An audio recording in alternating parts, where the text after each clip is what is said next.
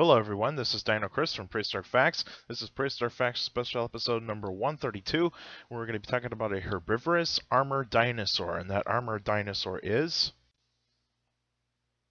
Gastonia. So here's what a picture of Gastonia possibly would have looked like. Some information about Gastonia. Gastonia's name means Gaston's thing. Length 15 feet, 4.6 meters. Height 3.7 feet, 1.1 meters. Weight 2.2 tons or 4,200 pounds. Lived 129.4 to 122.5 million years ago in the early Cretaceous period. It was found in Utah, in the United States. Discovered by Robert Gaston in 1989 and described by James Kirkland in 1998. Now, there's a difference between discovered, the year it was discovered, and the year when it was described. You're mostly going to find when the prehistoric animal when it was described, not necessarily when it was discovered. Occasionally you might find it, but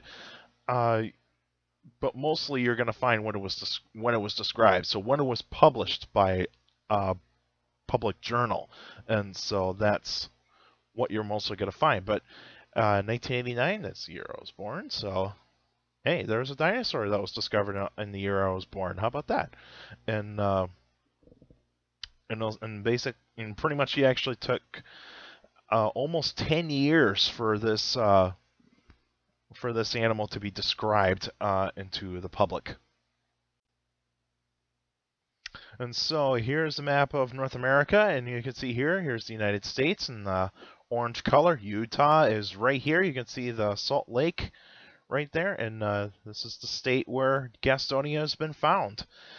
And here's the size chart down here in the bottom left corner. You can see how small Gastonia really is.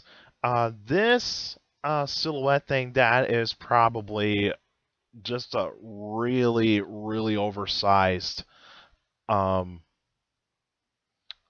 dinosaur. Possibly a guess of what could be the larger Gastonias, but I'd say that's highly doubtful that Gastonia would actually get that large, because from what I've heard is that Gastonia, this actual size right here, this is the actual adult size. It is not a juvenile. Juveniles can be a tad bit smaller than the 15 feet, 3.5 feet size range.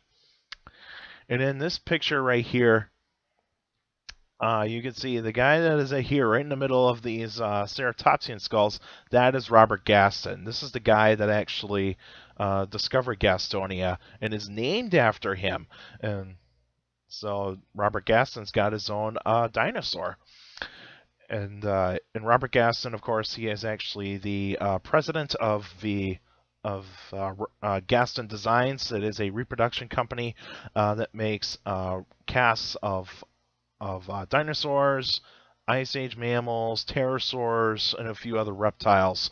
And so whenever you get a chance to go on that website, please, I recommend it. And I'll give you a link on the description down below, so that way you guys can actually take a good look at the collection from Gaston Designs. And good shout out to Gaston Designs. So more information about Gastonia. Where it belongs in the family tree amongst dinosaurs, it is part of the Nodosauridae, or the Polycanthids. And so it is related to Polycanthus, and it is the nodosaur. So nodosaurs are kind of like the basal form or primitive form of ankylosaurs. So you could kind of tell by the pictures of Gastonia, it almost looks like an ankylosaur. But ankylosaurs actually have more scutes for armor, and also more of like a weapon at the end of the tail, like a club or a massive bony structure at the end of the tail. Some of them don't, but most of them do. And Gastonia will be one of the more well-defensed dinosaurs, and reasons why. It's got large spikes on the shoulders, upper back, and the tail. So this is like a walking pincushion. So you do not want to actually get your foot on the spikes of Gastonia, or even get your leg near those spikes, because the spikes that are actually on the tail, they could actually crisscross each other. And so if there is a meat-eating dinosaur that is taller than Gastonia, and if that meat-eating dinosaur gets its leg in between those shears, it could actually possibly cut the leg off of that meat-eating dinosaur. Very gruesome, but even though it is a very well-defensed design. And so the tail will be like a chainsaw chainsaw blade waving around, and you do not want to get in the way of that. And another reason why it's actually one of the more well-defensed dinosaurs is because it has a fused armor on the hips that is made of bone.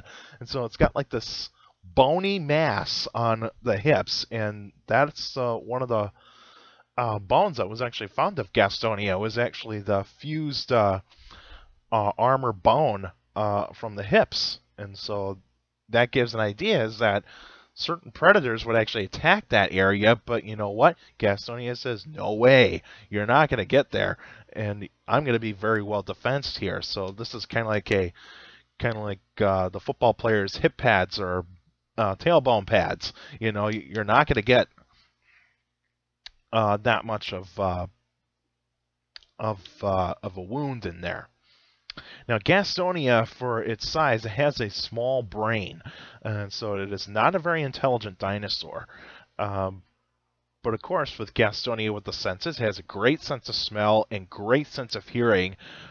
But the thing is, it has poor eyesight. So this is kind of like what rhinoceroses actually have, is that they have good sense of hearing, good sense of smell, but poor eyesight.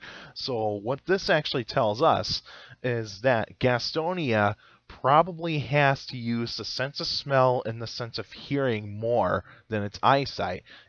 The only way it could actually see a predator if it's actually really close to it. And so that is the reason why it actually has to use the sense of smell and hearing. But you know what? It possibly might have pterosaurs or even birds to actually alert the Gastonia of an upcoming predator. So that actually might be that symbiotic relationship that would still be around like today. Now, the environment on Gastonia it lived, it was warm and humid, of course. There'll be tons of trees, ferns, cycads, and of course no grass. Flowers were starting to dominate at that particular time, and also there were two seasons at this particular time in the early Cretaceous. There's dry and wet, so you get a dry season and a wet season. There is no such thing as fall and winter. Fall, winter, or spring, because it's mostly going to be like a summer time, almost like summer in a way, is that you're actually going to have a very, very warm season. And of course, there's plenty of other animals at the particular time. Mammals, insects, reptiles, including your pterosaurs and a few other reptiles like crocodiles. You would have some birds, of course, amphibians, and even other dinosaurs. And the main predator of Gastonia is Utahraptor, the largest dromaeosaur of all time. Now, Utahraptor is 6 feet tall and 24 feet long, and so an animal like that kind of size is actually going to be the main predator for Gastonia. That's the reason why it was so armored. Because why do you have to be armored? Because you actually have a predator that is actually going to try to actually kill you.